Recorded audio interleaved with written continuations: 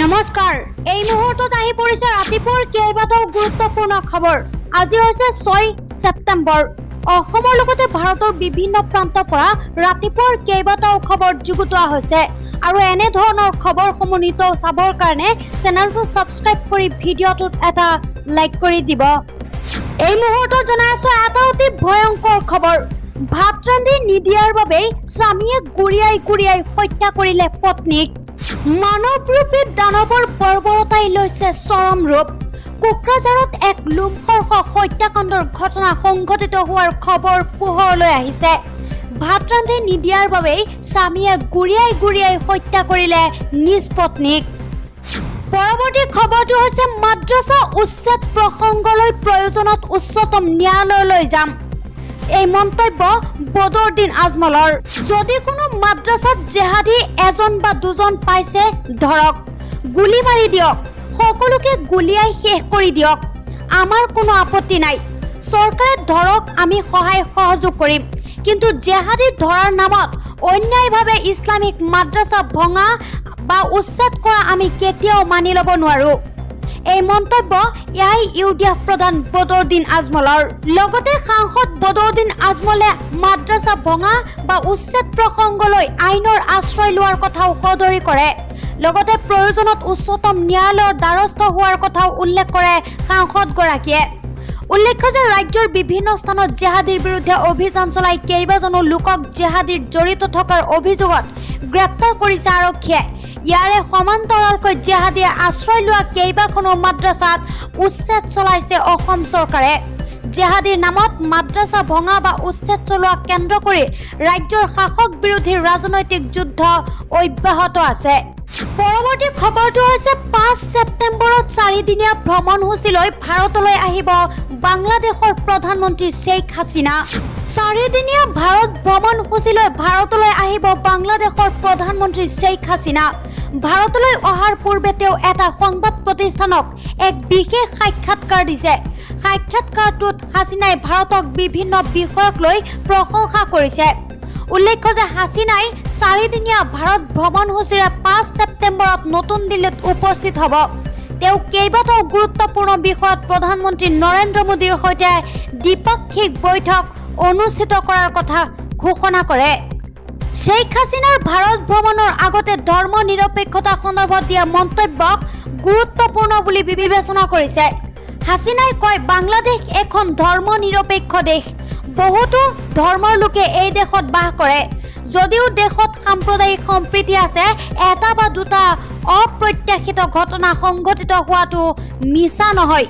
অৱশ্যে আৱামী লীগৰ নেতাগৰাকীয়ে দাবী কৰে যে যদি কিবা অপ্ৰত্যাশিত ঘটনা ঘটে তেন্তে তেওঁৰ চৰকাৰ আৰু দলে তাৎক্ষণিক ব্যৱস্থা গ্ৰহণ কৰি আহিছে। পৰৱৰ্তী খবৰটো হৈছে পাকিস্তানত বানৰ কালান্তক ৰূপ, 3000ৰো অধিক লোকৰ মৃত্যু। ভাৰতৰ চুবুৰীয়া দেশ পাকিস্তানত এতিয়া বানৰ তাণ্ডৱ। বানৰ ফলত দেশখনত এতিয়ালৈকে 3000ৰো অধিক লোকৰ মৃত্যু ঘটিছে। নিহতসকলৰ ভিতৰত 400 শিশু থকা বুলি চৰকাৰী সূত্ৰই প্ৰকাশ কৰিছে। বিগত কিছুদিন ধৰি দেশখনৰ প্ৰায়ভাগ অংশতে হৈ আছে ধাৰাসাৰ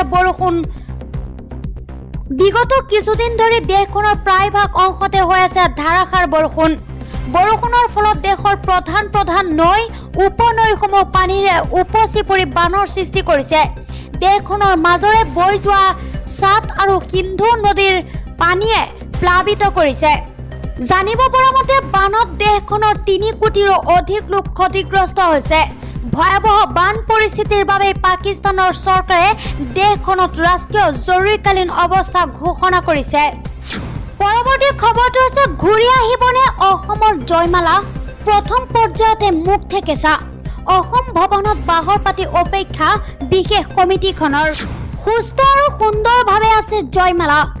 2011 চনতে অসমৰ পৰা তামিলনাডুলৈ লৈ যোৱা হাতীজনীক এটা মন্দিৰত নিৰ্মমভাৱে অত্যাচাৰ কৰা বুলি ছ'চিয়েল মিডিয়াত প্ৰচাৰ হোৱা ফটো আৰু ভিডিঅ' মিছা।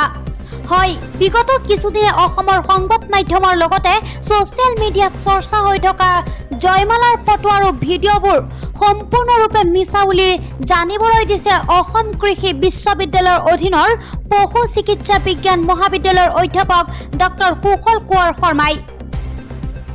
জয়মালাক লৈ সৃষ্টি হোৱা চৰ্চা আৰু বিতৰ্কৰ সময়তে মুখ্যমন্ত্ৰী ডক্টৰ হিমন্ত বিশ্ব শৰ্মাই জয়মালাকে ধৰি তামিলনাডুৰ বিভিন্ন প্ৰান্তত থকা আন 8টা হাতী কেনে অৱস্থাত আছে তাৰ নিৰীক্ষণ কৰিবলৈ গঠন কৰি দিয়া 4জনীয়া সমিতিখনৰ অন্যতম সদস্য হ'ল ডক্টৰ কুশল কোঁৱৰ শৰ্মা। ইতিমধ্যে এই 4জনীয়া সদস্যৰ দলটো 2 ছেপ্টেম্বৰতে উপস্থিত হৈছে তামিলনাডুত। কিন্তু পৰিতাপৰ কথা এইটোৱে যে সমিতিখনে এতিয়াও প্ৰত্যক্ষভাৱে জানিব পৰা নাই জয়মালাকে ধৰি তামিলনাডুত থকা আন হাতীকেইটাৰ স্বাস্থ্যৰ অৱস্থা।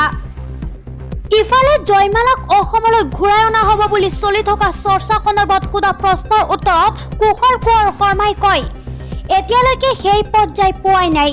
জয়মালাকে ধৰি যি 8-9জনীয়া হাতী তামিলনাডুত থকা বুলি তথ্য পাইছো, প্ৰথমে সেই কেইজনীক চাব লাগে, গতিকে সেইটোৱেই হোৱা নাই, ঘূৰাই নিয়াটো দ্বিতীয় পৰ্যায়।